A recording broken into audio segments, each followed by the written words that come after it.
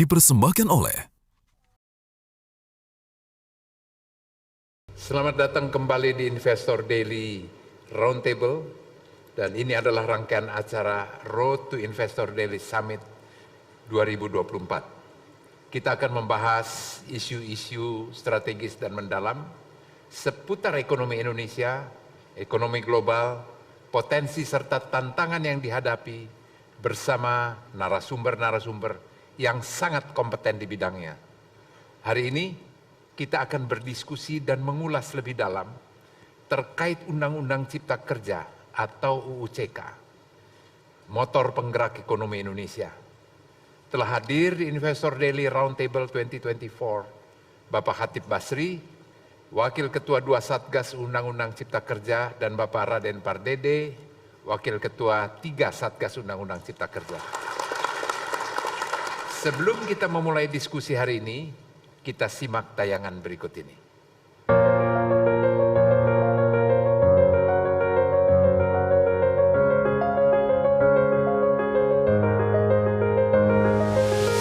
Setelah tumbuh 5,05% di 2023, Indonesia perlu kerja keras untuk mempertahankan atau bahkan meningkatkan pertumbuhan ekonomi tahun ini. Apalagi beragam tantangan masih menghadang. Kondisi perekonomian global yang masih fluktuatif, suku bunga acuan The Fed masih tinggi, perekonomian negara-negara mitra utama Indonesia seperti Amerika Serikat dan Cina yang melandai juga menjadi salah satu batu sandungan.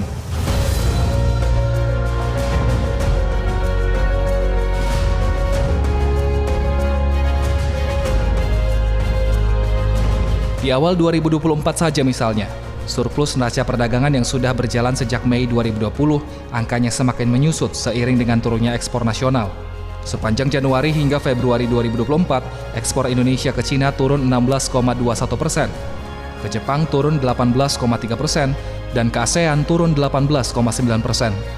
Konsumsi rumah tangga yang menjadi pilar penopang utama PDB juga belum sepenuhnya pulih dan hanya tumbuh 4,82% sepanjang 2023. Melambat dari 4,94% di 2022. Tak ayal investasi harus dipacu agar target pertumbuhan ekonomi tahun ini bisa terrealisasi.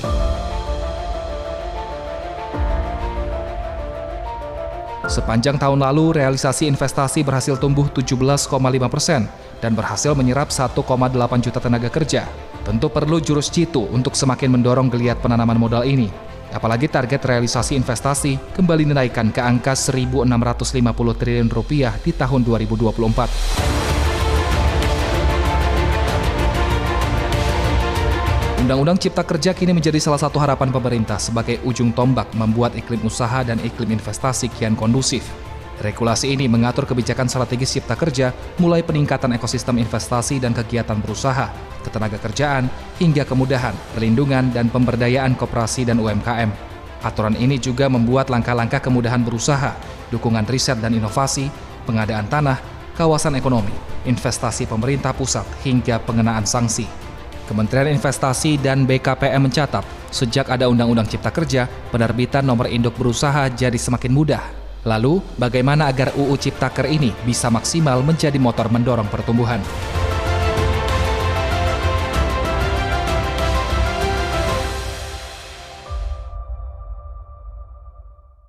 Undang-Undang Cipta Kerja menjadi satu kebutuhan yang nyata bagi investor dan dunia usaha. Indonesia pernah dikenal untuk mengajukan izin itu tiada ujung dan tiada pangkal kecuali kita selesaikan secara adat.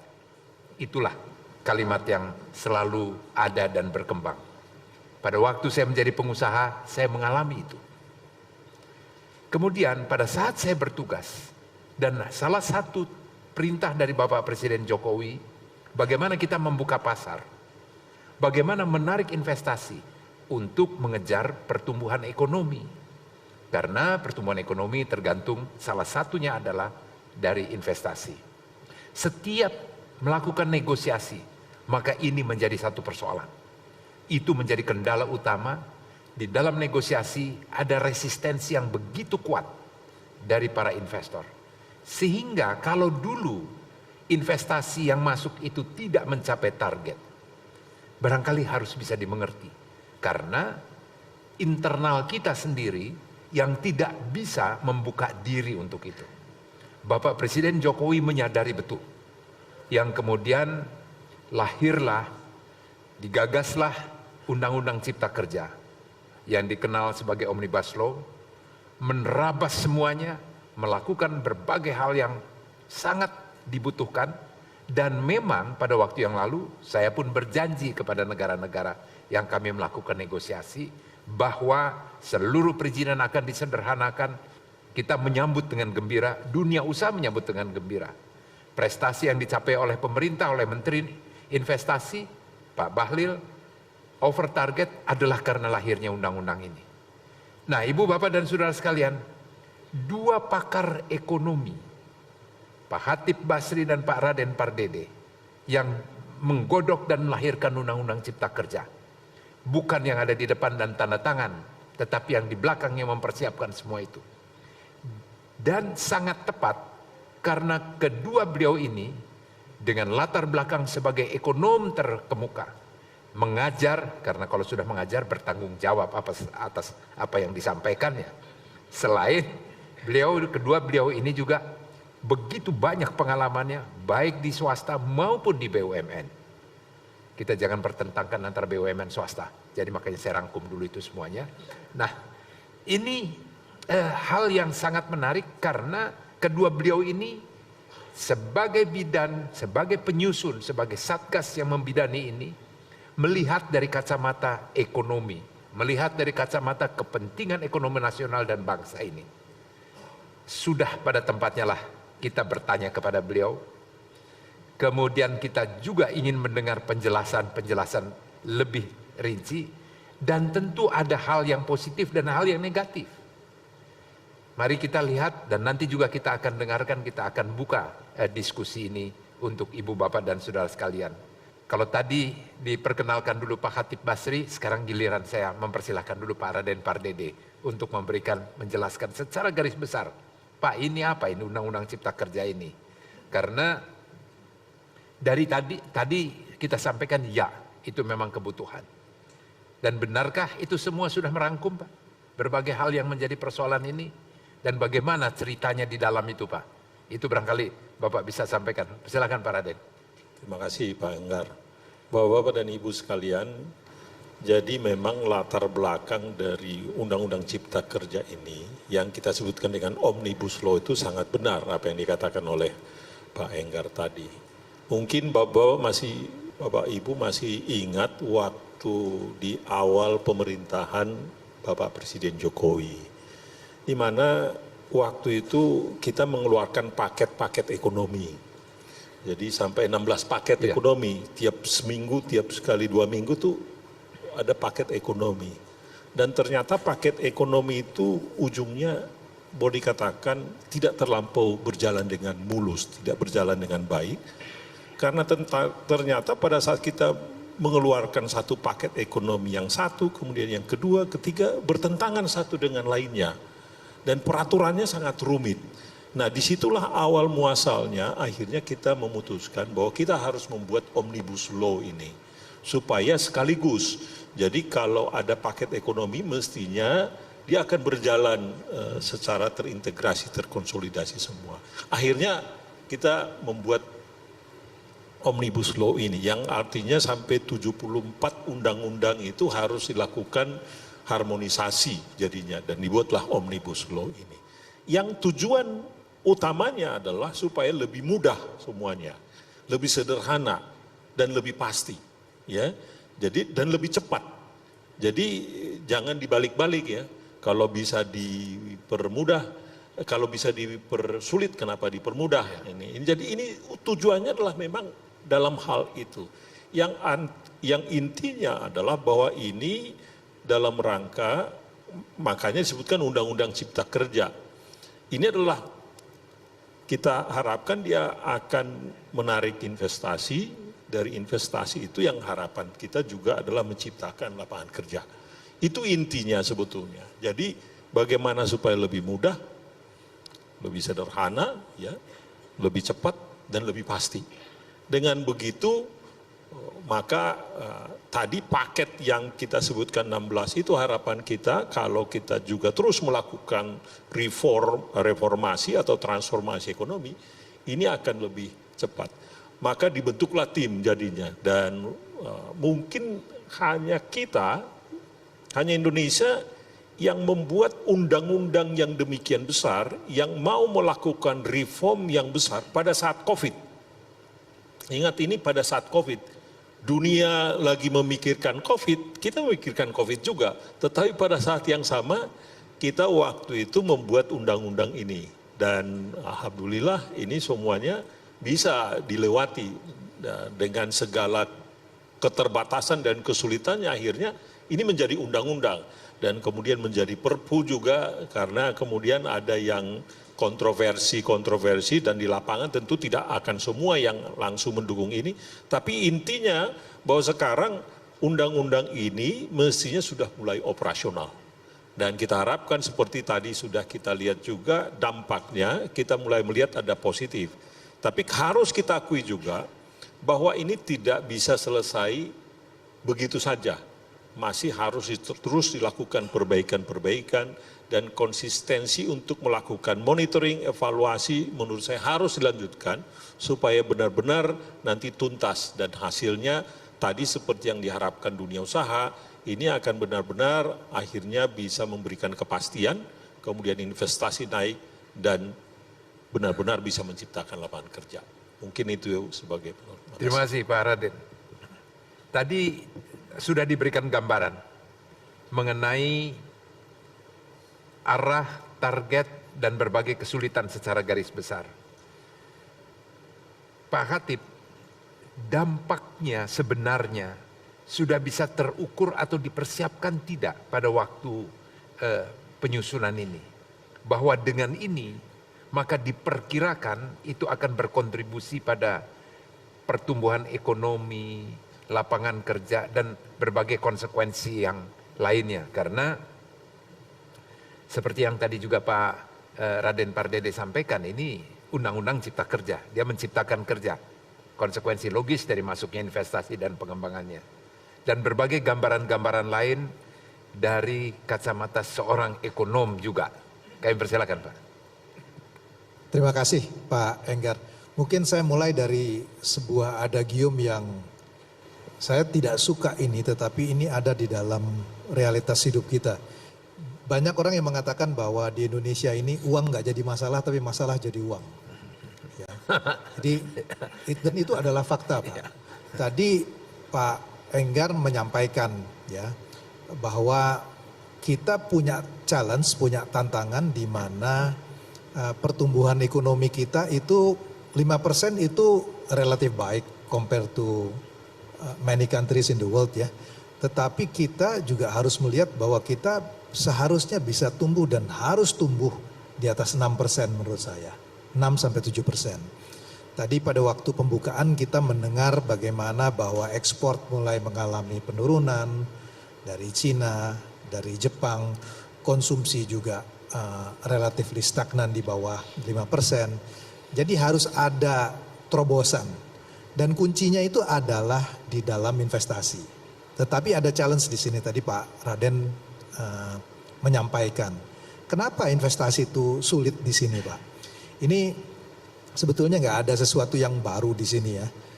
Almarhum Pak Kuntoro ketika beliau menjadi UKP 4 kalau saya nggak salah pada waktu itu. Jadi semacam President Delivery Office ya yang untuk mengkoordinasikan policy itu dia melakukan identifikasi persoalan Pak.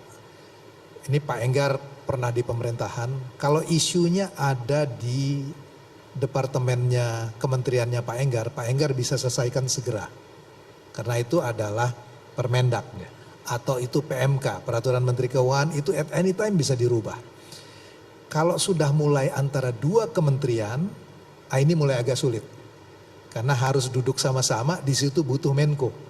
Ya. Kalau kementerian isunya adalah antar Menko, lebih sulit lagi Pak. Jadi antara ekonomi misalnya dengan Menko sosial misalnya, untuk kesejahteraan, agak lebih sulit lagi. Kalau kemudian antara pemerintah dengan pusat dengan daerah, hampir tidak mungkin, Pak. Jadi itu identifikasi persoalannya. Nah, tadi Pak Raden menyampaikan mengenai lebih mudah, lebih cepat, lebih pasti. 3 isu besar yang kita hadapi itu adalah bagaimana melakukan streamline regulation di antara pemerintah pusat, Pak. Jadi yang tadi antara satu koordinasi di bawah satu kementerian jadi lebih lancar. Di antara Menko lebih lancar. Kemudian juga antara pemerintah pusat dan daerah. Ini adalah sumber ketidakpastian. Karena buat investasi yang paling penting itu sebetulnya adalah pasti, Pak.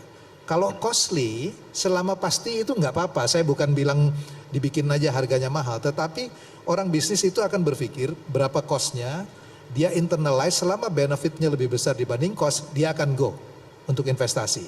Nah, dalam konteks ini, Pak, kita bisa melihat ya, ada perubahan signifikan di dalam struktur sumber pertumbuhan ekonomi kita. Sebelum 1998, itu ekonomi kita kan ketika krisis kita parah ya, minus 13%. Tetapi sebelum itu, kita rata-rata tumbuh di sekitar 7%-an, Pak. Sumbernya itu dari mana? Sumbernya datang dari investasi. Karena pada saat itu, investment growth kita itu tumbuh di sekitar di atas 12%. Sebelum 98. Setelah tahun 2000, Pak, 1998 sampai sekarang, itu prestasi pertumbuhan PMTB ya, produk tetap modal tetap domestik bruto itu tertinggi terjadi 2012, Pak. Saat itu investmentnya bisa mencapai 11. Setelah itu kita mengalami pertumbuhan PMTDB yang terus mengalami penurunan, bahkan sekarang saya kira di bawah 5%-an.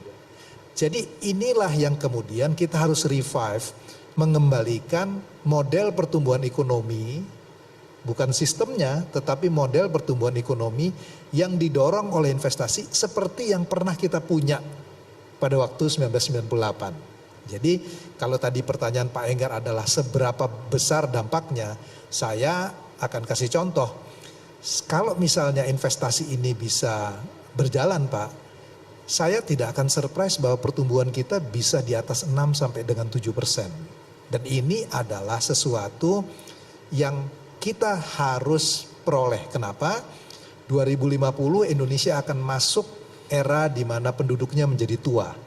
Ya, jadi kita harus accelerate growth kita. Dan itu hanya bisa dilakukan kalau investasinya tumbuh tinggi. Tanpa itu ada resiko bagi kita untuk menjadi tua sebelum kaya, dan itu celaka, Pak.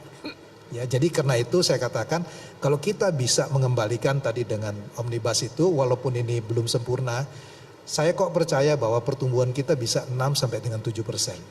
Ya, Pak, saya mau melanjutkan dulu nih, Pak, karena saya tergelitik dengan apa yang tadi Bapak sampaikan, yaitu mengenai bagaimana harmonisasi antara kementerian lembaga, antara pusat dan daerah. Di dalam kenyataannya sekarang, maka itulah yang menjadi mahal. Karena ketentuan yang ada dalam undang-undang, pada tahapan implementasinya, maka itu tidak berjalan. Karena masih tetap ego sektoral itu masih tinggi. Belum lagi dengan pemerintah daerah. Itu hanya, undang-undang ini hanya menjadi sesuatu yang indah dilihat, tetapi di lapangan itu tidak dilaksanakan. Pak, apa sebenarnya atau bagaimana langkah yang harusnya dilakukan dan sanksi yang harus dikenakan? Saya mungkin ini karena pertanyaannya pertanyaan empiris, Pak ya. Yes. Jadi saya jawab juga dengan apa yang bisa dilakukan di lapangan. Ini cerita mengalami, kalau saya boleh, pengalaman ketika saya jadi kepala BKPM, Pak. Ya. Pada waktu saya jadi kepala BKPM, pertanyaan pertama yang muncul di kepala saya itu adalah bagaimana bisa tarik investasi di sini. Saya tuh berpikir bahwa Indonesia itu unscrutinized giant, raksasa yang tidak dikenal. Jadi yang pertama kali mesti diketahui itu adalah dia mesti punya informasi mengenai Indonesia. Saya lihat website BKPM, Pak, saya sendiri nggak ngerti apa yang ditulis di situ. Begitu banyak government regulation, tapi saya nggak tahu itu hubungannya satu sama lain apa. Jadi saya panggil staff saya katakan, Anda pernah pesen hotel nggak? Mereka bilang iya. butuh konsultan nggak untuk pesan hotel? Mereka bilang enggak. Kenapa? Karena prosesnya begitu gampang. Tapi kalau kita lihat website kita nggak ngerti Pak mengenai itu. Jadi saya bilang ini harus dirubah. Ini reform yang pertama kali orang akan ketawa. Kenapa harus dimulai dari website? Pada saat itu responnya adalah anggarannya nggak ada, trainingnya nggak ada. Jadi saya katakan, ini saya cerita.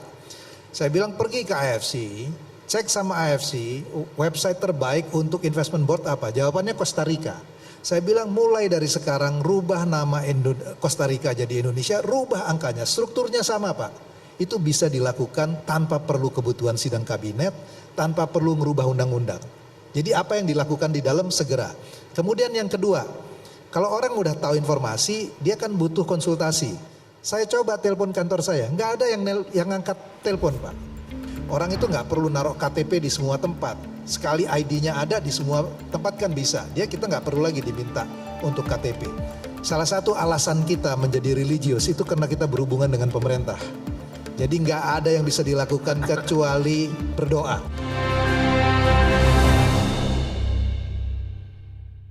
Dipersembahkan oleh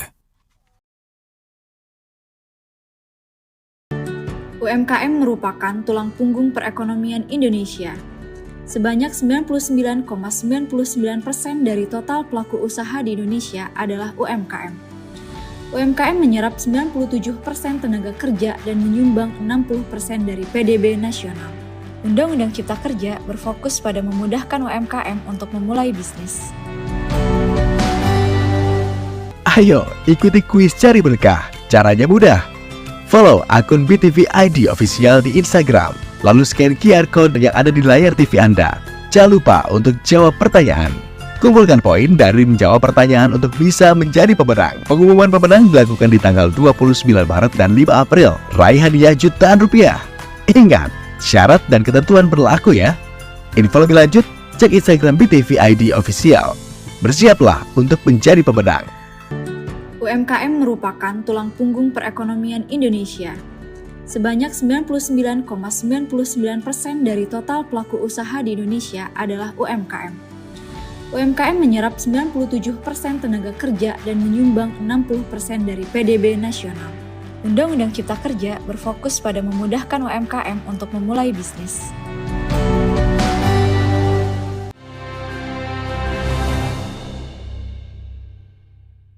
dipersembahkan oleh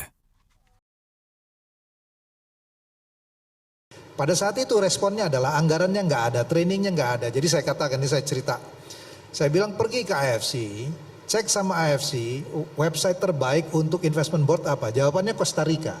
Saya bilang mulai dari sekarang rubah nama Costa Rica jadi Indonesia, rubah angkanya, strukturnya sama Pak. Itu bisa dilakukan tanpa perlu kebutuhan sidang kabinet, tanpa perlu merubah undang-undang. Jadi apa yang dilakukan di dalam segera. Kemudian yang kedua, kalau orang udah tahu informasi, dia kan butuh konsultasi. Saya coba telepon kantor saya, nggak ada yang ngangkat telepon Pak. Mereka selalu saya ingat kata-katanya, tekan 0 untuk bantuan operator atau tekan extension yang Anda tuju. Karena itu saya ngerti kenapa orang di sini butuh handphone. Jadi yang dilakukan adalah setiap pembicaraan harus direkam untuk kita tahu apa yang bisa dilakukan. Yang ketiga Pak, problem kita ini saya katakan, salah satu alasan kita menjadi religius itu karena kita berhubungan dengan pemerintah. Jadi nggak ada yang bisa dilakukan kecuali berdoa. Karena begitu banyak uncertainty-nya. Nah, kalau orang apply untuk investment, mereka nggak tahu itu prosesnya di mana Pak. Jadi yang waktu itu saya lakukan adalah saya kasih PIN. Ini karena saya terinspirasi kalau saya beli buku di Amazon, saya bisa tahu buku saya ada sampai di mana. Jadi kalau orang apply, saya kasih PIN, dia bisa tahu dokumennya ada di meja siapa. Kemudian dia bisa. Ini hal-hal kecil Pak yang kemudian membuat certainty. Jadi saya bisa bayangkan ya, ini yang kemudian jadi embrio dari OSS yang sekarang. Jadi saya bisa bayangkan kalau kita memulai sesuatu dari create certainty-nya, streamlining regulasinya antara di pemerintah pusat, kita belum bicara mengenai pemerintah daerah dulu deh. Pasti ya, ini butuh teknologi misalnya. Kalau nanti ke depan saya nggak tahu apakah blockchain bisa dilakukan, orang itu nggak perlu naruh KTP di semua tempat. Sekali ID-nya ada di semua tempat kan bisa. Kita nggak perlu lagi diminta untuk KTP. Dengan hal seperti itu, regulasinya bisa di streamline. Kemudian dari pemerintah pusat kepada pemerintah daerah. Ini kan banyak peraturan yang dibikin di daerah yang nggak konsisten dengan pusat, Pak. Nah, di dalam omnibus, koreksi kalau saya salah Pak Raden ya, dimungkinkan beberapa yang tidak tidak harmonis untuk dicabut, ya, sehingga ini konsistensinya terjadi. Jadi Pak Enggar orang bisnis, yang paling penting itu adalah menciptakan kepastian. Dan kalau menurut saya, yang bisa dilakukan adalah create success story. Orang merasakan manfaatnya, ini akan membantu untuk menimbulkan political support. Sehingga kita bisa masuk kepada more complex reform. Jadi kalau mau mulai dari hal yang orang itu cenderung tempted untuk pergi ke uphill battle gitu. Kalau yang terlalu berat susah, cari area yang sangat mudah dilakukan tetapi marginal gain-nya paling tinggi. Mungkin itu Pak kalau cerita dari pengalaman. Ya Pak, Pak Raden, tadi Bapak juga menyampaikan mengenai Undang-Undang Cipta Kerja, namanya saja Cipta Kerja. Menarik investasi yang kemudian dia akan menciptakan pekerjaan. Masih marak terjadi demo menolak Undang-Undang Cipta Kerja. Yang mungkin barangkali dengan filosofi itu maka lihat orang yang demo barangkali tidak suka kita ada lapangan kerja baru. Pembenarannya adalah mengenai upah. Sementara ini di pemerintah daerah itu seringkali mengeluarkan dan setiap tahun mengeluarkan ketentuan mengenai upah yang bertentangan dengan undang-undang. Apalagi ini menjelang pilkada atau menjelang pemilu yang memberikan dampak elektoral buat yang bersangkutan. Ini bagaimana kita menjelaskan kepada pemerintah daerah ini? Sebab nampaknya mereka berpikir atau mereka tidak tahu atau pura-pura tidak tahu mengeluarkan berbagai peraturan, SK gubernur, SK bupati yang bupati kepala daerah mengajukan kepada gubernur, dan itu menjadi persoalan yang terus-menerus. Itu yang pertama Pak. Yang kedua, Bapak di PPA itu sebenarnya yang bermasalah itu belum tentu karena kasus yang dulu kan Pak. Bermasalah juga karena panjangnya proses perizinan sehingga dia terlilit kepada berbagai hal yang ya hutang dan sebagainya. Efektivitas daripada ketentuan undang-undang ini Pak, dan berapa banyak PP yang sudah yang masih berhutang. Terhutang untuk dari undang-undang ini Pak. Mungkin Pak Raden bisa bantu Pak. Makasih Pak. Memang tadi itu di dalam pelaksanaan daripada Undang-Undang Cipta Kerja ini kami sudah katakan di awal tidak mudah. Karena tentu kalau kita melakukan namanya itu regulatory impact analysis, kalau kita membuat satu undang-undang itu umumnya kita harus melihat benefit dan cost-nya. Berapa manfaatnya dan berapa ruginya. Yang lebih penting bukan hanya berapa manfaat, berapa ruginya. Siapa yang menerima manfaat dan siapa yang dirugikan Pak. Jadi umumnya pada saat kita membuat satu undang-undang, yang perlu dilihat adalah siapa yang dirugikan. Karena yang dirugikan itu pasti fight back, pasti mereka itu yang nanti tidak suka dengan undang-undang ini.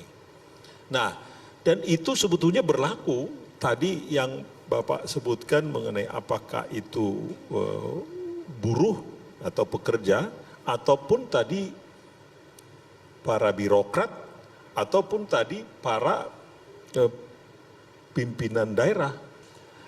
Apakah mereka diuntungkan atau menerima manfaat kalau undang-undang ini berlaku atau tidak? Itu pertanyaannya. Atau mereka dirugikan?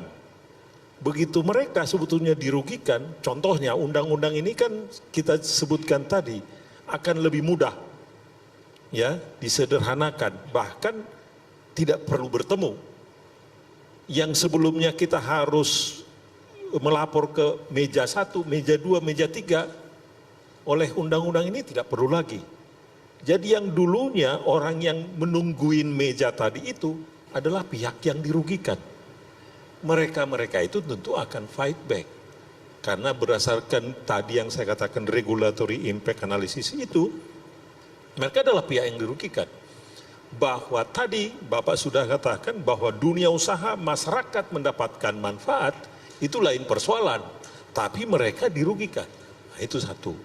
Yang kedua adalah tadi kita sebutkan juga bahwa Pemda juga ada yang merasa dirugikan. Karena sebagian daripada dana ini sebetulnya adalah bagian daripada pungutan-pungutan di daerah itu adalah bagian dari PAD. Di mana berdasarkan undang-undang ini sebetulnya bahwa kalau PAD mereka menjadi berkurang akibat daripada undang-undang ini, karena penerimaan mereka kan berkurang dari situ Pak, itu bisa dikompensasi oleh pemerintah pusat dari APBN itu. Cuman ini mungkin belum mulus. Nah, hal-hal inilah yang menurut saya yang bisa menyebabkan hal tadi itu, ya. Jadi beliau-beliau ini yang dirugikan, baik itu birokrat di tingkat daerah tadi maupun bahkan pimpinan daerahnya, apalagi kalau tadi pada saat menjelang pemilu dia kekurangan dana. Dan demikian juga yang kita sebutkan tadi, para politisi, ya bisa mereka dirugikan oleh ini. Dan juga pekerja tadi itu. Nah, inilah yang menurut kami, dari awal kami sebutkan tadi, ini butuh konsistensi, mungkin 5 tahun ke depan, ini perlu disosialisasikan, tetapi juga mungkin ini harus diadopsi oleh pemerintahan siapapun. Ya, jadi pemerintahan yang akan datang, harapan kita juga harus secara konsisten melakukan monitoring, evaluasi, melihat tadi supaya implementasinya ini benar-benar bisa dilakukan seoptimal mungkin. PP seberapa banyak PP, ya. Memang PP ini kalau kita lihat ada yang kadang-kadang bertentangan dengan undang-undangnya sendiri. Kadang-kadang dari Kepmen pun tadi bertentangan. Kembali, karena sebetulnya mungkin tidak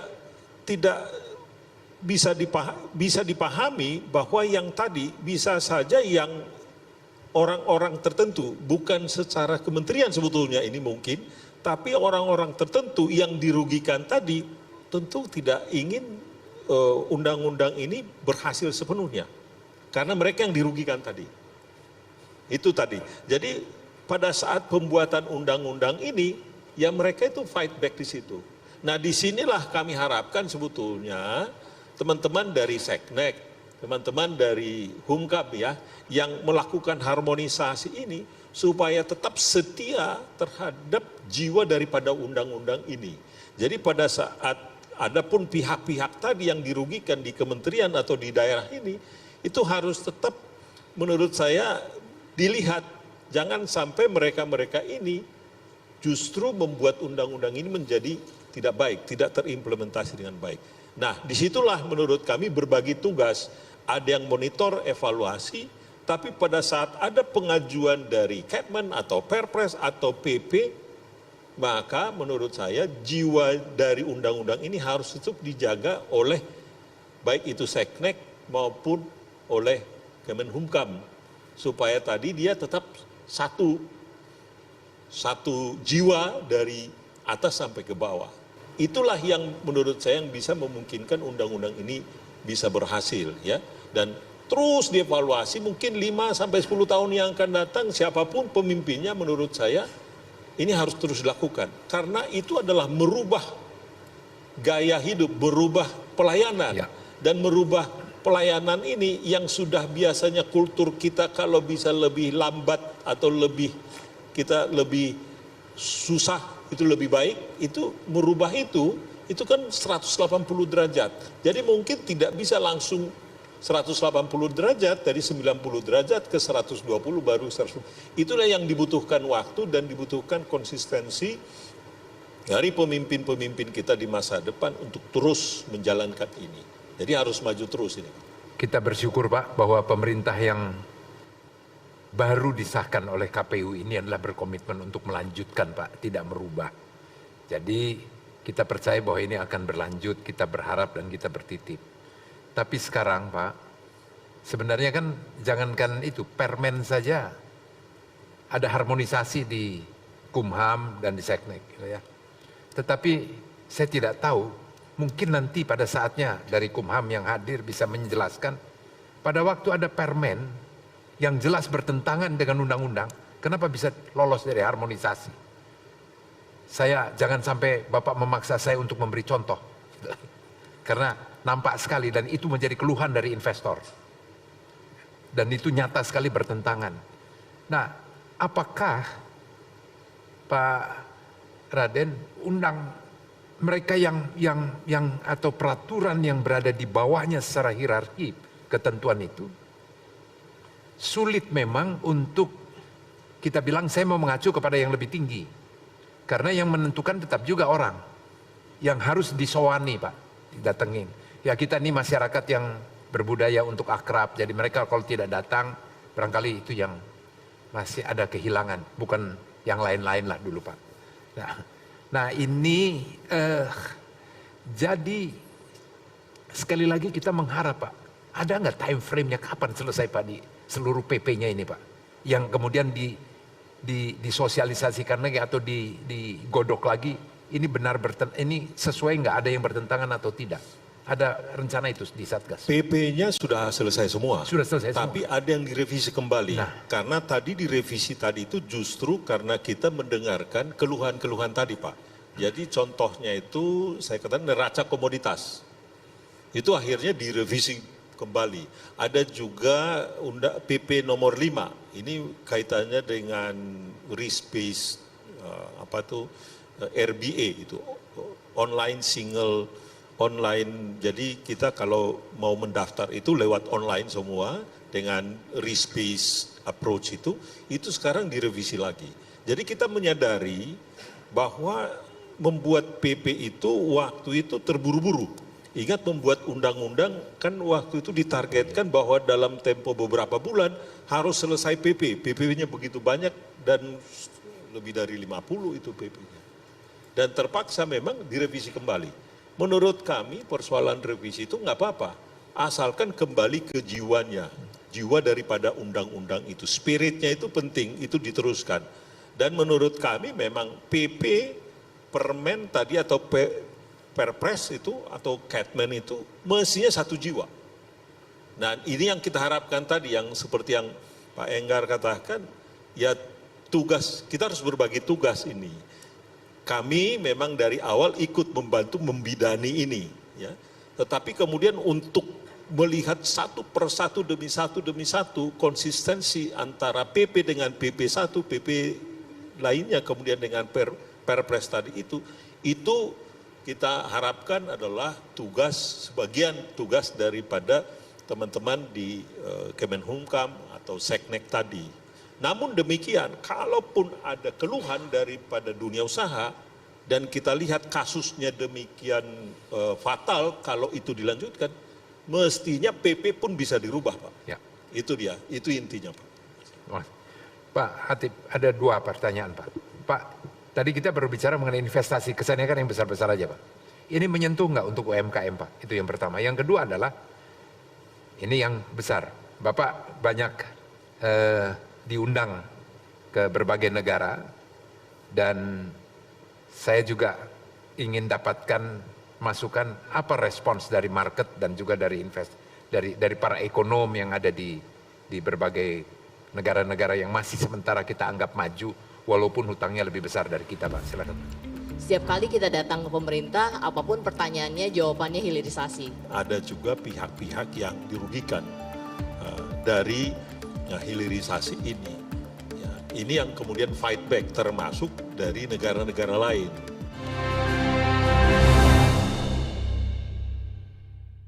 Dipersembahkan oleh UMKM merupakan tulang punggung perekonomian Indonesia. Sebanyak 99,99% dari total pelaku usaha di Indonesia adalah UMKM. UMKM menyerap 97% tenaga kerja dan menyumbang 60% dari PDB nasional. Undang-Undang Cipta Kerja berfokus pada memudahkan UMKM untuk memulai bisnis.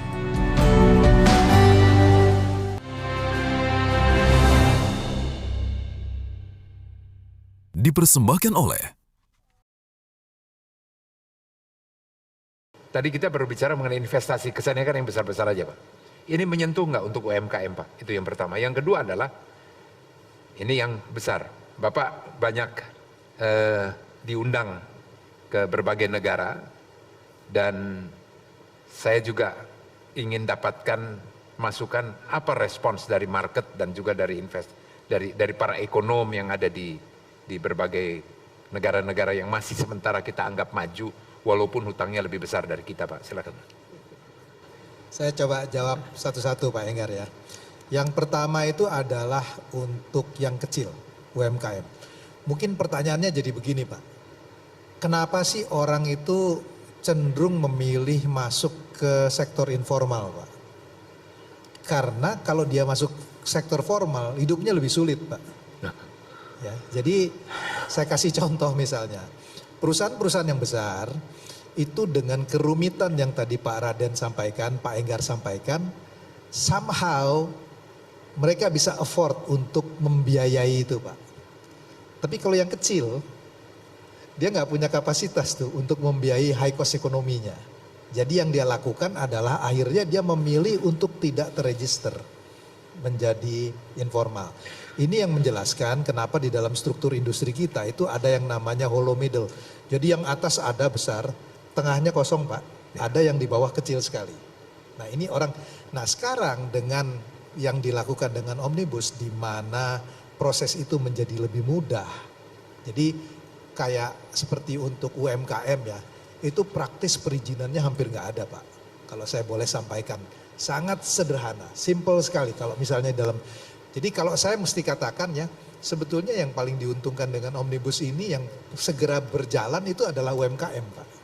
Nah kenapa dia bisa berjalan segera? Karena bisa diputuskan langsung di BKPM. Nah ini saya cerita, tadi Pak Raden cerita mengenai berbagai isu, Pak Enggar juga katakan koordinasi. Tapi saya kasih contoh yang real Pak.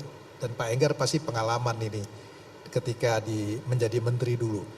Di kementerian kita antara unit eselon 1-nya kan itu IT sistemnya bisa beda Pak. Dia nggak ngomong satu sama lain kan, nggak interoperable. Coba bayangkan kalau orang apply lewat OSS sudah di-approve sama BKPM, tapi dia nggak interoperable dengan line ministry yang lain Pak. Itu akhirnya prosesnya tidak bisa sepenuhnya online, mesti ditelepon mesti online dalam arti kata lewat telepon Pak. Nah ini yang kita memang harus harus urai benang kusut ini satu persatu. Nah dalam kaitan UMKM itu praktis saya katakan prosesnya sangat sederhana dan simple, dan mereka itu sudah relatif jauh lebih sederhana lah ya. Itu kategorisasinya tinggal yang punya dampak seberapa besar dampaknya itu yang dilihat. Itu pertanyaan pertama. Kemudian yang kedua, investor Pak ini sangat berharap dengan Omnibus. Saya berkali-kali ketika berbicara di dalam forum internasional itu pertanyaannya adalah tadi pertanyaan Pak Enggar kepada Pak Raden, kapan ini time frame-nya, PP-nya semua selesai ya. Jadi pada waktu itu dimajukan bilnya, undang-undangnya, kemudian ada challenge di Mahkamah Konstitusi, kemudian April 2023 lalu itu bilnya sudah oleh Mahkamah Konstitusi sudah diakui. Itu responnya sangat positif Pak. Tetapi pertanyaan mereka kembali lagi adalah kapan implementing regulations-nya ini lengkap sehingga bisa dieksekusi. Satu, kemudian yang kedua Pak, tadi yang disampaikan Pak Raden betul. Challenge kita, ini kami berdua dari Satgas Sosialisasi, itu bukanlah mensosialisasikan kepada investor. Mereka itu paham Pak, aturannya dia baca. Tapi challenge kita adalah melakukan sosialisasi kepada birokrat kita, kepada pemerintah daerah kita. Karena ini sebetulnya untuk diyakinkan bahwa mereka harus dukung untuk memastikan bahwa investasi itu bisa masuk ke sini Pak. Ya Pak, itu nampaknya itu jadi kunci itu Pak ya, yang kedua itu. Dan bukan hanya pemerintah daerah Pak, pemerintah pusat juga Pak. Itu rasanya itu nanti harus ada sertifikat bahwa sudah mengikuti sosialisasi. Ya seperti P4, nampaknya ini tugas Seknek untuk lakukan sosialisasi ini. Daripada saya borong ini, di sini ada Ibu Lilian Ing. Dia adalah peneliti researcher dari AREA, satu lembaga studi research yang ASEAN, Jepang, dan beberapa negara lain yang terlibat dalamnya. Dan yang penting dulu adalah staf khusus Menteri Perdagangan, Pak.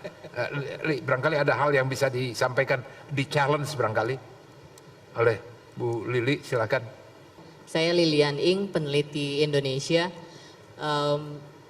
Mungkin menurut saya adalah kalau yang kami pelajari dari dunia usaha itu menyambut baik Omnibus Law ini.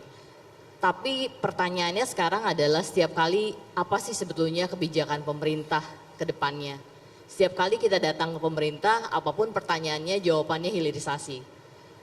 Dan sebetulnya menurut kami Undang-Undang Cipta Kerja ini mempunyai dampak positif, namun hilirisasi terutama penerapan TKDN itu bisa menjadi counterproduktif dari penerapan Undang-Undang Cipta Kerja ini sendiri. Jadi bagaimana menurut Bapak-Bapak sekalian posisi pemerintah untuk memberikan kepastian kepada dunia usaha bahwa kebijakan Indonesia itu sebetulnya ke arah mana? Terima kasih. Wah, ini menyulitkan betul ini ya Pak ya, Pak. Karena di satu sisi bagus untuk industri kita, tapi di sisi lain itu juga memang menyulitkan. Terlalu cepat barangkali ketentuan. Pak Raden, Pak, tolong Pak. Dua ekonom senior kita, semoga mereka satu kata.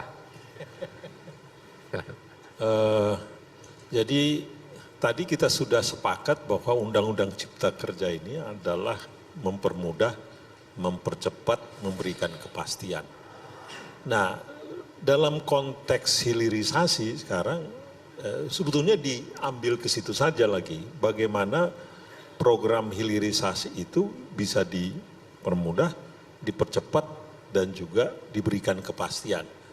Nah, cuman mungkin apa yang dikatakan Bu Lili ini adalah apakah hilirisasi ini semua bisa menghasilkan kebaikan, manfaatnya lebih besar dari cost-nya atau enggak ini.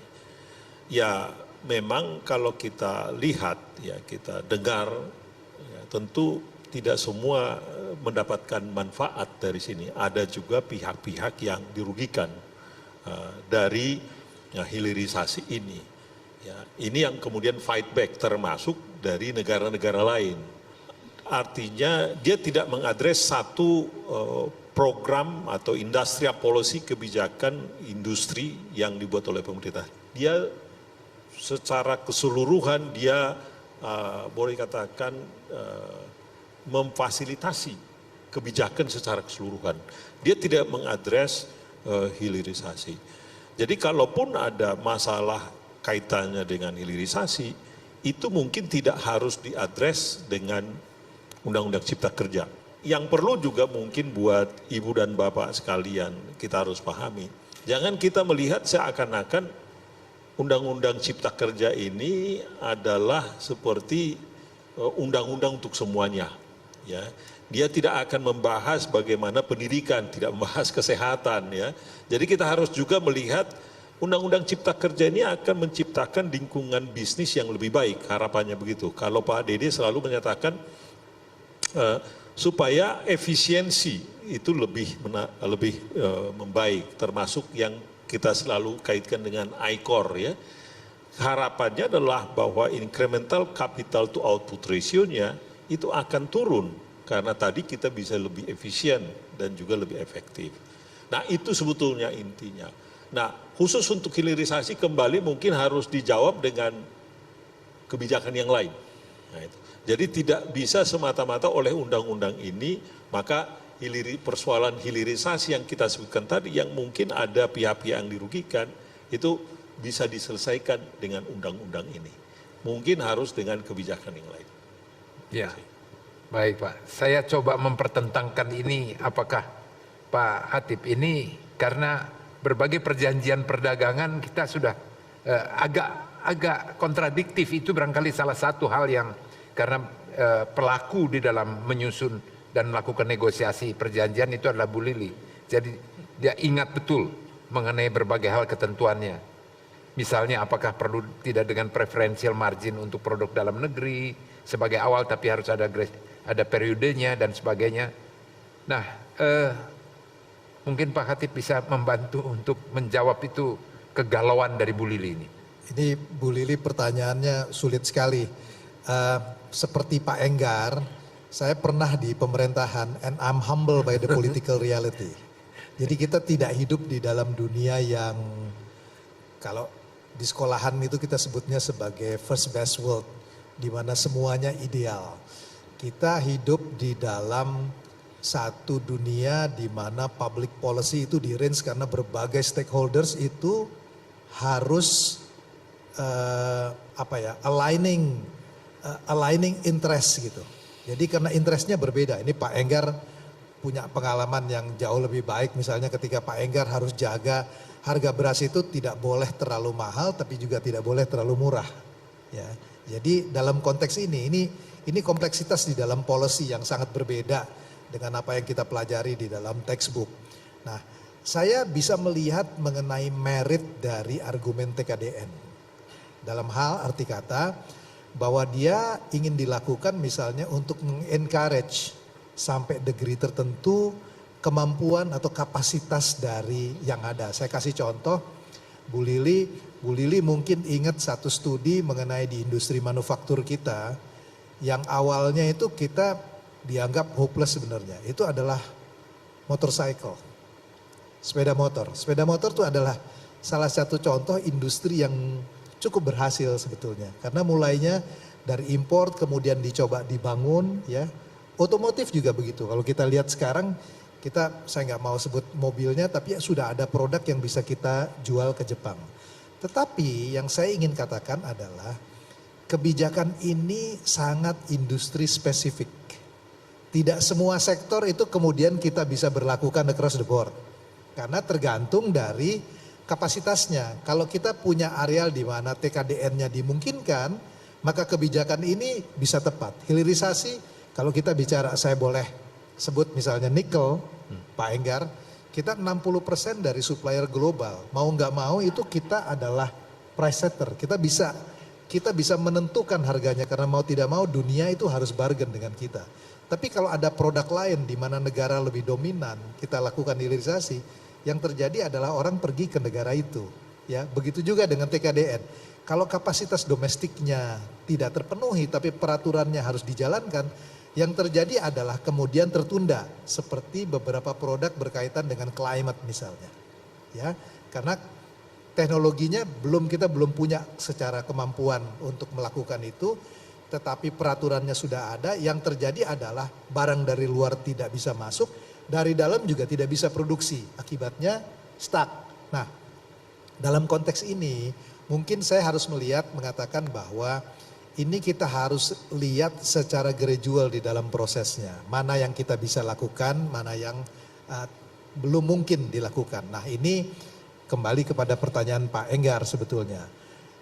Kadang-kadang di dalam ratifikasi, di dalam perdagangan internasional atau investment, ini yang disebut sebagai local content ratio, LCR segala macam, itu seringkali dianggap sebagai sesuatu yang bertentangan dengan internasional. Dalam kasus hilirisasi, salah satu komplain itu adalah misalnya mengenai export ban, yang tentu di WTO itu tidak dikenal. Nah, sebetulnya yang perlu dipikirkan adalah bagaimana mencapai target yang sama tapi dengan instrumen yang paling dimungkinkan. Misalnya, saya kasih contoh aja. Apakah bisa kita pakai export tax? Ya, di mana sebetulnya bisa di-encourage untuk lakukan yang sama. Tetapi dia tidak bertentangan dengan agreement yang kita buat di internasional. Jadi coba untuk melihat kemungkinan-kemungkinan yang ada dengan objektif yang sama, itu yang saya kira mungkin perlu dilakukan Pak Enggar. Terima kasih. Undang-undang Cipta Kerja ini sudah sangat familiar, tapi di stakeholder di daerah itu malah kita yang memberitahukan mereka, Pak. Kita ini udah ada undang-undang seperti ini gitu. Bagaimana jika nanti ke depannya usaha handicraft khas Bali yang mungkin dilakukan oleh seniman-seniman Bali, ukiran, lukisan, itu yang memiliki adalah orang asing.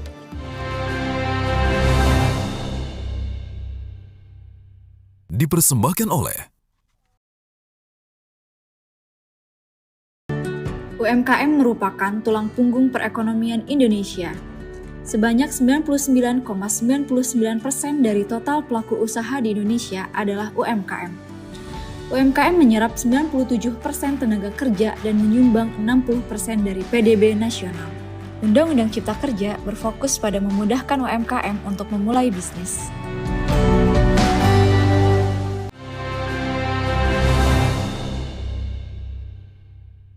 Dipersembahkan oleh apakah bisa kita pakai export tax? Ya, di mana sebetulnya bisa di-encourage untuk lakukan yang sama, tetapi dia tidak bertentangan dengan agreement yang kita buat di internasional. Jadi apa ya? Coba untuk melihat kemungkinan-kemungkinan yang ada dengan objektif yang sama, itu yang saya kira mungkin perlu dilakukan, Pak Enggar. Makasih. Memang tidak mudah Pak ya, itu pertanyaannya Bu Lili nih Pak. Karena kalau bilang bahwa itu memang mengganggu, seolah-olah terkesan kita tidak pro pada produk dalam negeri, tetapi yang ini nggak ngejar-ngejar gitu kan, memang sulit. Itulah, kalau gampang barangkali sudah jalan ini. Ini sebelum, saya juga sebenarnya agak terganggu mengenai pendidikan, tadi Bapak singgung Pak. Karena saya baru teringat lagi bahwa, oh iya pendidikan itu ada yang ngurusin, ada menterinya. Karena saya tidak nampak itu ada kebijakan yang menaungi itu. Tapi dari UMKM dulu nih, ada ini silakan Pak. Tolong disebutkan nama usahanya, pengalaman pahitnya apa, manisnya boleh Pak. Nah, jadi perkenalkan dulu, nama saya Khairul Fajriyah ya, dari Aceh Pak. Produk UMKM kita adalah produk sarung tenun. Sarung tenun seperti yang saya pakaikan ini. Testimoninya adalah saya senang sekali dengan adanya Undang-Undang Cipta Kerja ini. Karena di UMKM itu bagian perizinan ini bagian satu bidang yang buat pusing juga Pak, karena selain ngurusnya susah juga biayanya besar Pak. Nah jadi kalau kita hari ini kita ngurus produksi, ngurus jualan, tapi bagian perizinan sudah sangat simple. Dengan NIB aja kita udah bisa menjual produk kita, bahkan kita bisa kirim sampai ke luar negeri. Jadi ada satu pertanyaan di kita, saya setuju sekali dengan Pak Khatib tadi bilang, ada tumpang tindih Pak, mungkin di tingkat nasional Undang-Undang Cipta Kerja ini sudah sangat familiar, tapi di stakeholder di daerah itu malah kita yang memberitahukan mereka Pak. Kita ini udah ada undang-undang seperti ini gitu. Nah, ini bagaimana itu langkah konkret dari Satgas ini untuk mempercepat, karena ini sangat berefek ke kita UMKM pada saat kita melakukan ekspor, mungkin ada tumpang tindih pajaknya atau segala macam lah gitu. Dan ini bagi pengusaha UMKM seperti kami nggak bisa nunggu Pak. Nah, kami nggak bisa nunggu, malah kami punya experience juga, malah lebih mudah kalau kami kirim sarung ke Malaysia itu kami lebih mudah hand carry aja udah. Beli tiket pesawat hand carry lebih mudah gitu daripada kita ngurus, mereka juga nggak paham tentang Undang Cipta Kerja. Terima kasih. Assalamualaikum warahmatullahi wabarakatuh. Ini jadi benar kata Pak Khatib, lebih baik menjadi sektor informal dari formal. Jadi tidak dipersulit karena takut Pak. Ya juga percuma katanya kalau itu. Jadi itu ada lagi satu lagi aja dari UMKM. Silakan. Saya dari Pulau Dewata, Bali. Usaha saya satu adalah usaha kerajinan khas Bali. Tapi ada dua pertanyaan soal ini. Satu soal kerajinan khas Balinya ini dan apa kendala-kendala yang pernah saya alami, serta satu lagi soal perizinan. Soal kerajinan khas Bali. Nah saat ini Bali dibanjiri oleh WNA itu. WNA ke Bali harusnya yang kita harapkan tentu satu adalah berwisata lalu membeli ataupun berbelanja di Bali. Kemudian yang kedua adalah bisa saja harapan kita ini adalah dia berinvestasi di Bali. Nah, namun yang saya lihat dan yang saya alami, takutnya banyak WNA ini yang menggunakan nomini. Mereka adalah WNA, kemudian statusnya adalah PMDN. PT-nya itu membuat PT di Bali PMDN. Ketika PMDN, dia bisa menghindari DNI, daftar negatif investasi itu. Nah, bagaimana jika nanti ke depannya usaha handicraft khas Bali yang mungkin dilakukan oleh seniman-seniman Bali, ukiran, lukisan, itu yang memiliki adalah orang asing dengan menggunakan nomini ini. Karena ketika kita lihat di Undang-Undang PT, juntonya ke Undang-Undang Cipta Kerja, nomini ini rasanya tidak ada penghalang, bisa saja terjadi. Nah itu satu hal. Nah kedua, kebetulan saya juga lulusan hukum, jadi ada juga usaha saya di bidang konsultasi hukum ini. Seringkali berhadapan dengan proses perizinan dari klien-klien misalnya. Ketika tadi misalnya dikatakan bahwa hari ini kita bisa melihat perizinan kita sudah sampai di meja siapa? Sudah sampai di kabupaten kah? Atau sudah sampai di pusat? Nyatanya ketika sampai misalnya kita lihat di pusat, kita menunggu terlalu lama, tidak ada batas waktu. Jadi hadir kita kembali lagi ke kantor, Pak bagaimana, kenapa izin saya belum diverifikasi? Klien saya sudah menanyakan 2 bulan atau dalam waktu yang cukup panjang. Ini tidak ada pengawasan. Dan ini menjadi kendala-kendala yang kita alami. Ini berbicara empirisnya. Memang ketika saya katakan, saya dulu ini ketika mahasiswa pendemo Undang-Undang Cipta Kerja. Tapi yang perlu saya tekankan, demonstrasi ini adalah kritikan. Ketika pujian itu menidurkan, maka kritikan ini yang akan membangunkan. Nah kemudian, dengan adanya Undang-Undang Cipta Kerja ini, saya tidak menolak, pada saya tidak menolak seluruhnya. Kita lihat klaster kemudahan berusaha, itu bagus sekali. Saya merasakan dengan NIB, hari ini sudah bisa kita berusaha, sangat mudah. Tapi di balik undang-undang yang begitu kompleks ini tentu ada hal-hal yang perlu dibenahi. Hal inilah yang sebenarnya menjadi kritikan saya pada saat itu. Kehadiran kita semua tentu ingin agar Undang-Undang Cipta Kerja ini tidak hanya di tataran gagasan, tapi akan menjadi juga implementasi yang kuat serta membangun ekonomi Indonesia yang lebih maju ke depannya. Itu harapan dari saya. Terima kasih. Ini ternyata pada waktu demo itu tidak didengar. Ngomong sekarang lebih didengar. Tapi nggak usah khawatir, dulu saya juga demonstran. Jadi kita sama-sama. Jadi nggak usah khawatir. Tetapi kita sadar belakangan. Tapi pada waktu jadi demonstran kan nikmat, betul ya, menyuarakan itu. Itu jadi pahlawan. Pak Raden, ini menariknya adalah tadi kita persoalkan di daerah. Pada waktu di daerah implementasinya tidak jalan. Sekarang ada suara daerah nih Pak, yaitu daerahnya sudah beres, di pusatnya nggak beres. Tidak jelas, dirabanya kalau sudah sampai di pusat, barangkali kalau lebih detail sudah di meja mana masih belum tahu Pak. Nah ini barangkali Pak Raden dan nanti juga Pak Khatib bisa menjelaskan. Terima kasih. Jadi ini kritikan itu kami terima, ya ini masukan yang baik. Kami waktu membuat Pokja sosialisasi ini sadar betul bahwa memang tadi Pak Khatib juga sudah menyatakan persoalan yang paling penting justru harus sosialisasi di dalam sendiri. Karena kenapa kami katakan begitu? Karena di dalam ini yang mungkin malah kalau para investor atau bapak-bapak dunia usaha itu adalah penerima manfaat.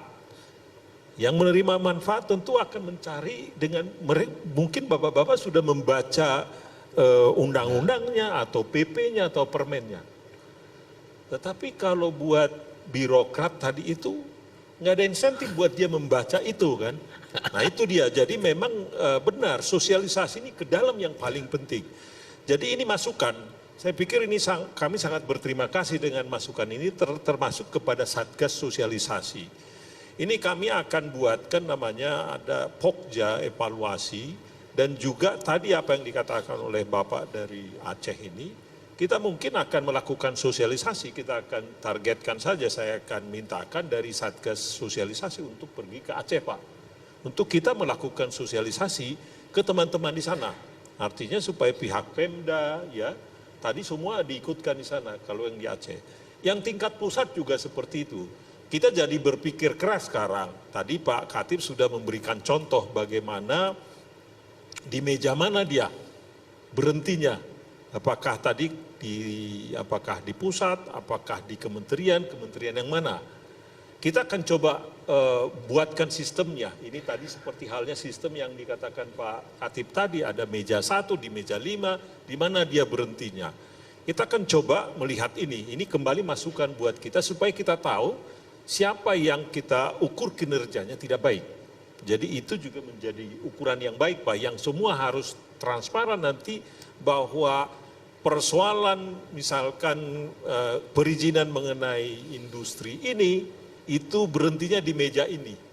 Dan kalau ini kita transparan dan umumkan itu secara keseluruhan, kita menjadi tahu sebetulnya jangan-jangan ada kementerian tertentu yang menjadi bottleneck untuk ini semua.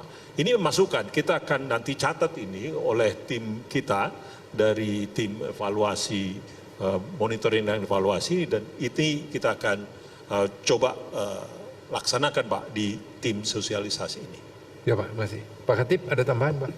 Saya tambahkan, ini isunya isu empiris ya.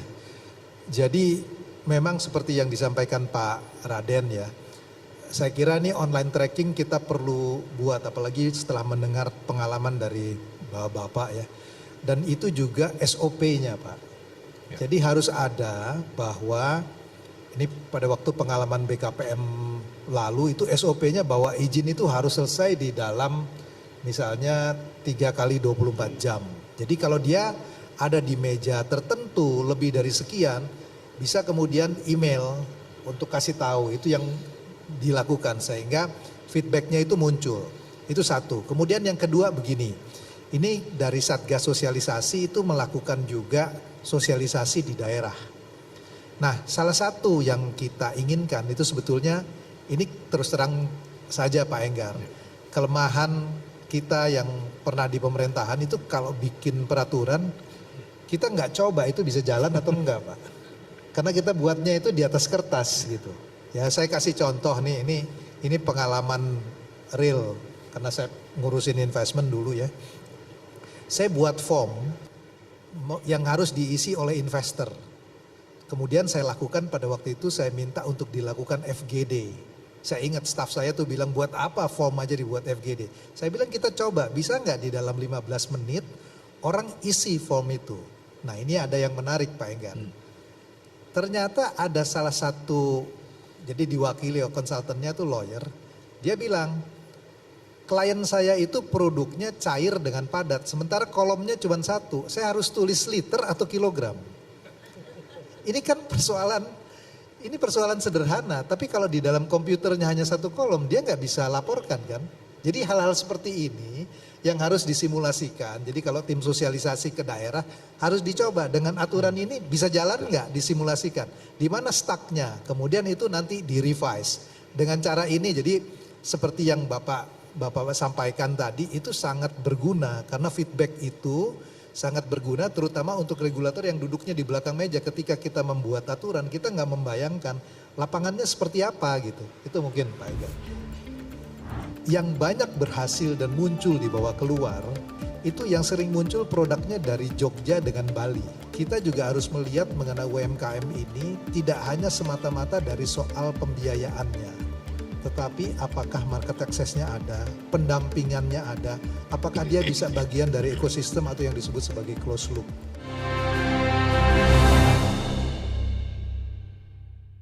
Dipersembahkan oleh UMKM merupakan tulang punggung perekonomian Indonesia. Sebanyak 99,99% dari total pelaku usaha di Indonesia adalah UMKM.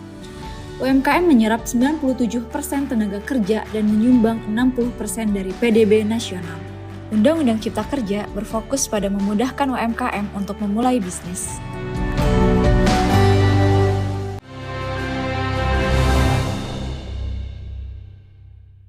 dipersembahkan oleh ternyata ada salah satu, jadi diwakili konsultannya tuh lawyer, dia bilang klien saya itu produknya cair dengan padat, sementara kolomnya cuma satu, saya harus tulis liter atau kilogram. Ini kan persoalan sederhana, tapi kalau di dalam komputernya hanya satu kolom, dia nggak bisa laporkan kan. Jadi hal-hal seperti ini yang harus disimulasikan. Jadi kalau tim sosialisasi ke daerah harus dicoba dengan aturan ini bisa jalan nggak disimulasikan. Di mana stucknya, kemudian itu nanti di-revise. Dengan cara ini jadi seperti yang Bapak sampaikan tadi itu sangat berguna karena feedback itu sangat berguna terutama untuk regulator yang duduknya di belakang meja ketika kita membuat aturan kita nggak membayangkan lapangannya seperti apa gitu. Itu mungkin Pak Enggar. Ya, jadi masih banyak PR-nya. Kami persilakan kalau masih ada pertanyaan. Pertanyaan saya adalah, saya Gusti dari Kaitek Samurai Inovasi dari Batam. Pertanyaan saya adalah bagaimana cara kami UMKM ini bisa dikenal dan mudah dipromosikan produk kami dalam khususnya di bidang engineering.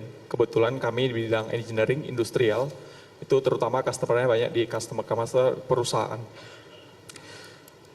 Adakah wadah atau penghubung ke perusahaan dari produk kami, wadahnya ada dari penghubungnya untuk ke perusahaan gitu, dari UU Cipta Kerja sendiri. Yang kedua, kami sebagai pelaku UMKM memiliki dana juga terbatas. Apakah ada sistem atau peraturan yang di perusahaan bisa disesuaikan dengan paymentnya gitu. Biasanya kan kalau di perusahaan ini Pak ada paymentnya yang 60 hari, 90 hari, ada yang 120 hari. Itu sebenarnya salah menyulitkan UMKM kami yang di Batam juga salah satunya. Adakah ya itu peraturan yang membatasi atau ibaratnya untuk UMKM mungkin perusahaan bayarnya lebih cepat atau 30 hari gitu. Itu bisa membantu kita dalam sirkulasi sistem payment itu. Mungkin itu aja dari saya. Terima kasih. Kalau ini pertanyaannya kepada Presiden Komisaris Bank Mandiri. Kami persilakan. Saya coba jawab ya.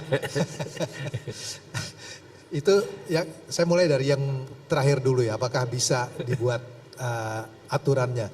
Ini lebih kepada agreement antara company-nya dengan vendornya sebetulnya. Jadi di dalam negosiasi itu yang terjadi. Jadi kalau dibuat sebuah aturan tertentu saya kira dari segi government tuh agak susah. Karena kalau across the board seluruhnya dibikin secara pasti sama itu akan berbeda dengan sektor industrinya berbeda. Tapi saya dapat poinnya bahwa memang terutama buat UMKM kalau dia receivable-nya 90 hari ya problem lah di cash flow-nya ya.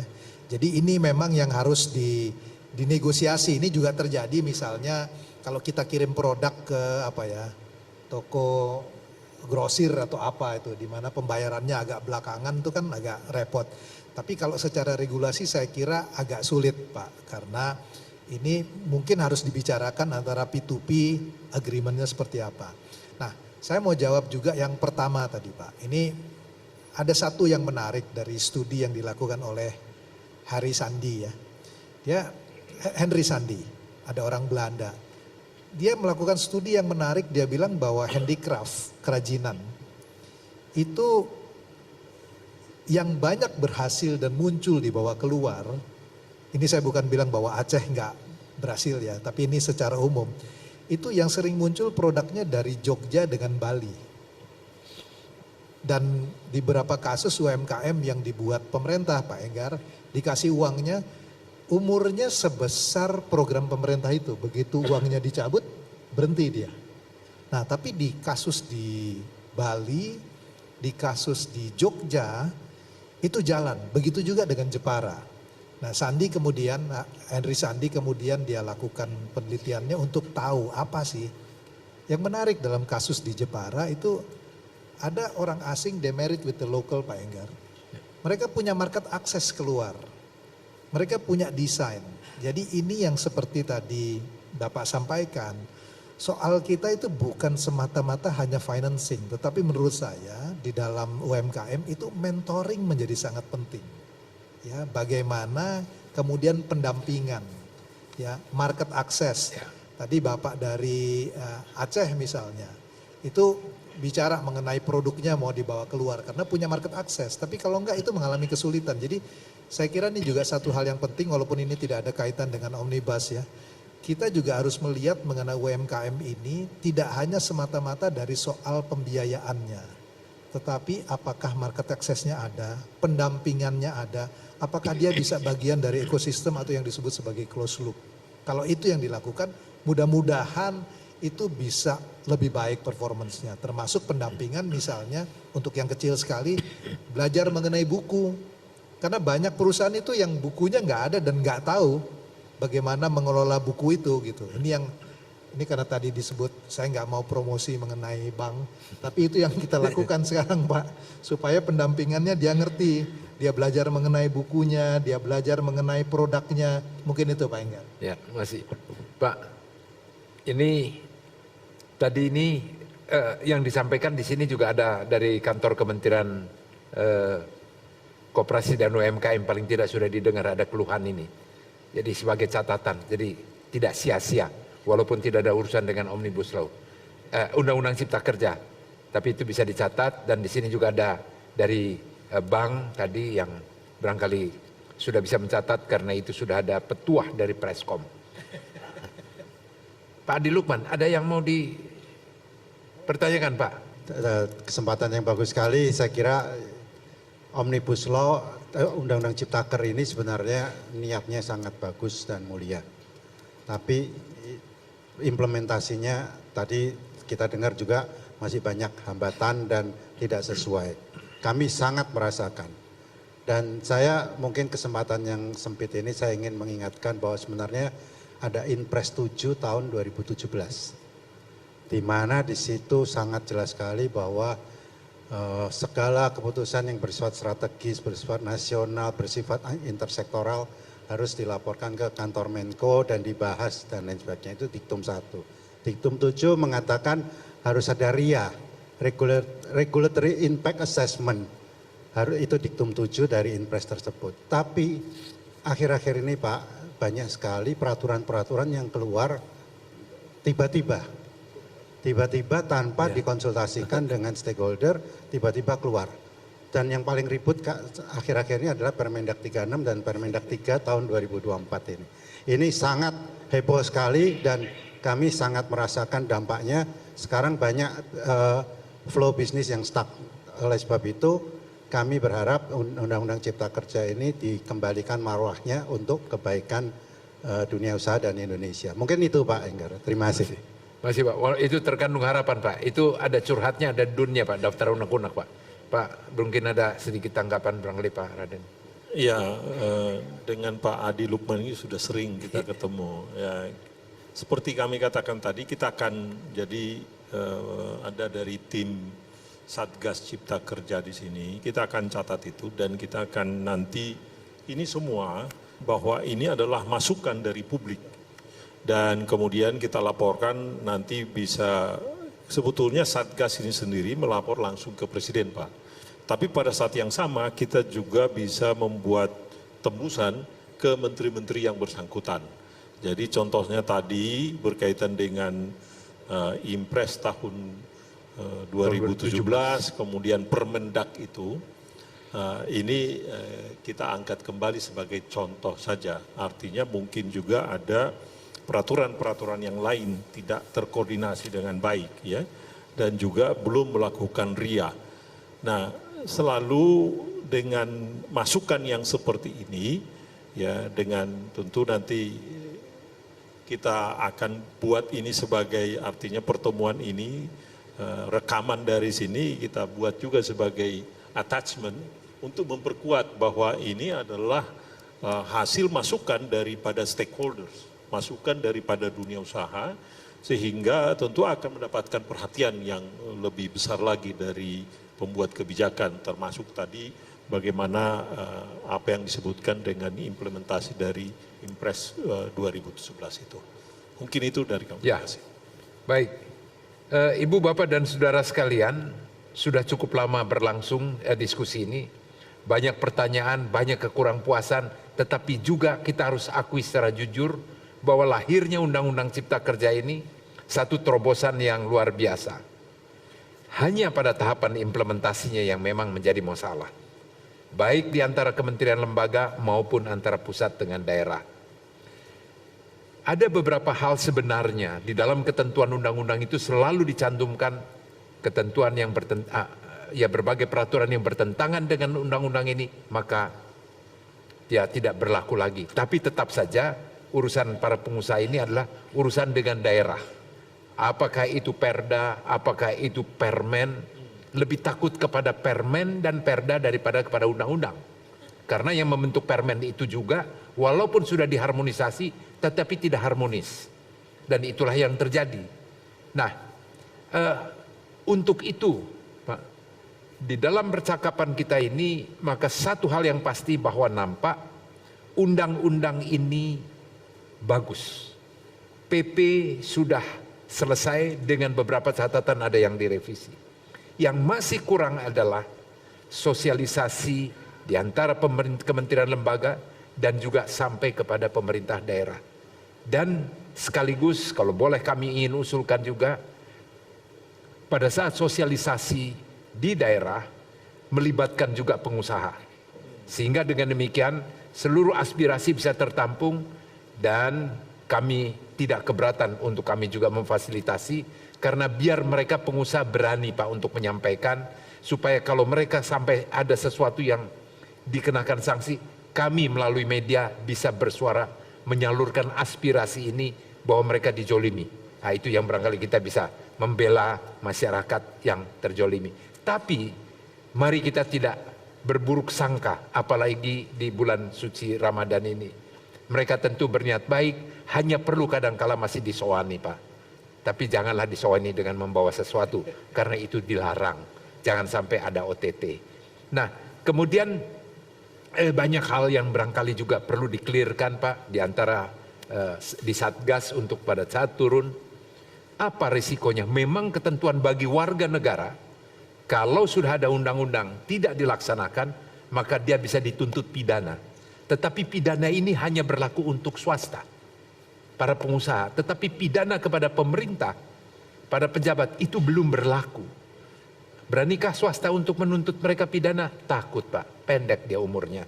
Izinnya segera dicabut dan selesai dia dalam lapangan usaha. Jadi otomatis saja harus ada. Kemudian tadi disampaikan juga harus ada tim. Barangkali kita mengharapkan dari Seknek, dari Kumham atau dari manapun, dari kementerian. Kami tidak berada pada posisi untuk mengatur kementerian lembaga mana untuk menyapu ketentuan-ketentuan yang bertentangan ini. Demikian juga sampai pada tingkat perda. Dari aspirasi yang berkembang ini, satu yang bisa kita sampaikan sekali lagi, apresiasi kepada pemerintah yang telah melakukan terobosan untuk ini. Lahirnya undang-undang dan peraturan pemerintah yang memang harus masih disempurnakan. Dan kepada Seknek yang langsung turun tangan tahu persoalannya, melakukan langkah sosialisasi kepada seluruh yang terkait pada stakeholder, dan forum ini juga dimanfaatkan atau dilakukan untuk sosialisasi ini. Sebelum kita tutup, kami barangkali memohon untuk closing statement dari Pak Khatib dulu barangkali. Saya ingin menyampaikan, sebetulnya tadi Pak Raden sudah mengatakan bahwa undang-undang ini atau peraturannya belum sempurna, karena itu feedback dari Bapak dan Ibu semua itu sangat dibutuhkan. Kami punya program hampir setiap bulan ya Pak Raden di berbagai tempat di daerah. Yang kami harapkan itu sebetulnya adalah memberikan feedback agar peraturan yang ada atau kekurangannya bisa diketahui seperti yang kita lakukan pada hari ini. Dengan itu kita berharap bahwa Omnibus Law yang dikeluarkan oleh pemerintah bisa mencapai tujuan yang kita inginkan, mempercepat, mempermudah, dan memberikan kepastian kepada investasi. Terima kasih. Kami silakan Pak. Kami mengucapkan terima kasih kepada Ibu dan Bapak sekalian tadi, para dunia usaha, UKM, dan juga para pengusaha, dan bahkan juga kementerian lembaga lainnya. Kita sudah mendengarkan situasi, keluhan, kritikan, dan itu saya pikir sangat bermanfaat buat kita untuk menyempurnakan, terutama dalam implementasi daripada Undang-Undang Cipta Kerja ini. Dan harapan kita adalah kita tidak berhenti di sini, dan harapan kami juga tentu untuk pemerintahan yang akan datang, Undang-Undang Cipta Kerja ini jangan sampai mundur, justru harus terus diimplementasikan dengan baik. Sekali menjadi undang-undang, sudah menjadi undang-undang yang baik, dan kita hanya bisa mendapatkan manfaatnya kalau ini dilanjutkan dan terus dimonitor, evaluasi, diperbaiki. Kita fine tuning terus, karena bisa saja terjadi perubahan-perubahan di masa yang akan datang, tetapi undang-undang ini harus bisa juga adaptif, melakukan perubahan di sana sini demi implementasi yang lebih baik ke depan. Demikian Pak, terima kasih.